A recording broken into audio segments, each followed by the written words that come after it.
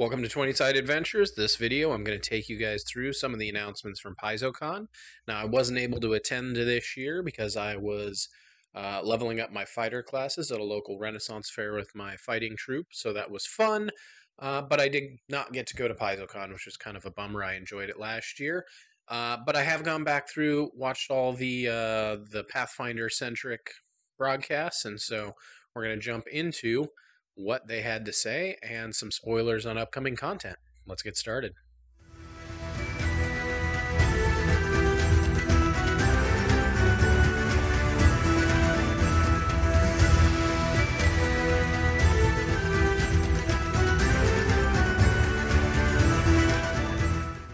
All right, I'm going to get started with the Player Core 2 recap video that they did. First off, Ancestry's Kobolds are being changed to be brought more in alignment with the changes to dragons and the new monster manual for the remaster version of Pathfinder.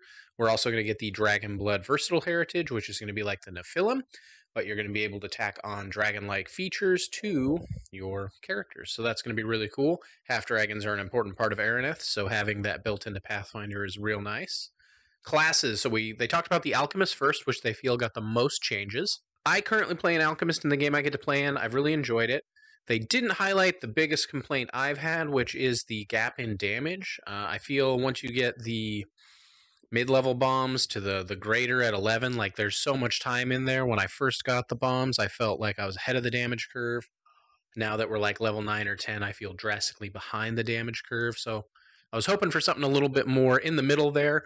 They very much highlighted, however, that there's going to be more on-the-fly alchemy creations, which is pretty cool. I very rarely use quick alchemy because it's just more efficient to prep throughout the day. So, looking forward to having more options there. They also mentioned that these daily replenishments can be done in like 10-minute rest, kind of like focus points. So, kind of excited to see what they do for the alchemists there. Next up was Barbarian. So Barbarian, they highlighted that they're going to give them an option to be able to rage multiple times throughout a combat. So if they get KO'd and come back up, you can get your rage back. They also talked about being able to get to rage as part of initiative. And that sounded like a free class feat, but I might have misheard it. So we'll look forward to see what we get there. What else? They highlighted a new feat, Desperate Wrath. So as your hit points drop, you can choose to reduce your AC to boost your to hit. So doing that Barbarian, getting angrier and dishing out more damage at more risk for themselves. Champion next up. So they have a new cause that they called the Cause of Grandeur. They're going to do a lot more aura-based stuff for the class. They also talked about that the Divine Ally is changing and that your mount is being taken completely out of that, and it's going to be a feat tree option if you want a holy mount for your paladin to ride. They talked about, let's see what else, new litanies and oaths. Those are all being moved out of the book, so if you want your specific lore litanies and oaths, those are going to be in the new Divine Mysteries coming out. And they also highlighted a new defensive champion spell. I was really hoping to hear some options that the champion was going to get to be a little bit more of an offensive bent, but they just highlighted a new defensive spell. So I think they're still going to lean into that, but lots of new stuff coming there in the champion with the changes. Investigator, they simplified a lot of wordings, made things closer to recall knowledge with the pursue lead. There's new feats. And anything that the Investigator did that was alchemy-based is now more in line with the changes to alchemy. Monks are getting crit specialization, and they're going to get a feat at high levels where they can fuse stances, so you can have two stances effectively happening at once. That is pretty cool. The Oracle got a complete change where they're going to be now getting a Cursed Bound condition that can go through levels 1 through 4, so when they use their Oracle powers, which will not be focus spells, these are going to be unique class powers that are tied into their curse.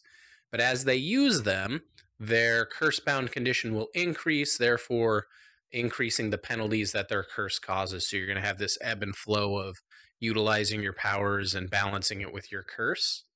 They're going to have double the domains available to them. And they have a feat coming up called Epiphany at the Crossroads, which you can only use while dying. So I think that's kind of funny. But you get to cast Augury, so you can see those glimpses of the future as a near-death experience and then heal yourself. Sorc, pretty minimal changes. The biggest one is the dragon bloodline is being brought into line with all the other dragon changes. Swashbuckler, lots of more feats and a new trait called Bravado. So they're trying to have more ways to get panache. They were finding that against big single bad guys that a lot of your panache generating abilities were failing. So then the Swashbuckler was going without their panache. So they're making this bravado system to get panache easier and more fluid throughout their actions. Feat they highlighted was called Switcheroo, where you can do forced movement and draw your opponent into the way of an incoming ranged attack as a reaction. They also have a new style, the Rascal. So I think this is almost going to be like Dirty Tricks from Pathfinder 1. That's kind of my thought on it. New book coming out, the NPC Core. So this is just going to be a book full of NPCs.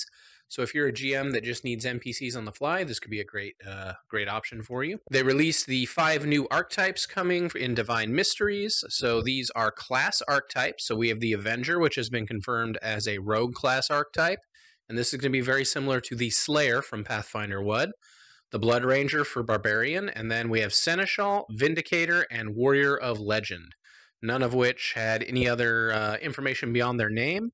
Seneschal, I'm kind of weird about that one because that's like a government administrator, so maybe that's something that tags on to the Investigator. Vindicator, I could see maybe that being a more offensive cleric or maybe a more offensive champion. That'd be really nice. Warrior of Legend, could be a fighter, could be a champion. Who knows? Could be anything. Didn't give us too much more on that. They did go into the new Mythic rules. There's going to be dozens of callings. So callings are going to be what bring you into Mythic when you first get that interaction with divinity. You gain a calling, and this is going to take you from like level 0 to 10. These are going to work like free archetype, and they're going to be features that tell the story of how you became Mythic. And then from 10 and on, you're going to have your Mythic Destiny, which is, I think there's maybe 6 choices, I believe they said. No, I have in my notes here 10. So 10 choices at this level, and these are going to be the kind of capstone and the final story theme of how you became Mythic, which I really like. Everything they were talking about with Mythic makes it very much about the story of how you got this power versus just picking the feats that make you the most cool. I felt Mythic in 1E was very bolt on after the fact and was just trying to find the abilities that augmented your existing class, where Mythic in 2nd edition, they're very much pitching it that it's telling a story as you gain this power. So I'm really excited about that. They also highlighted a new archetype, Mortal Herald.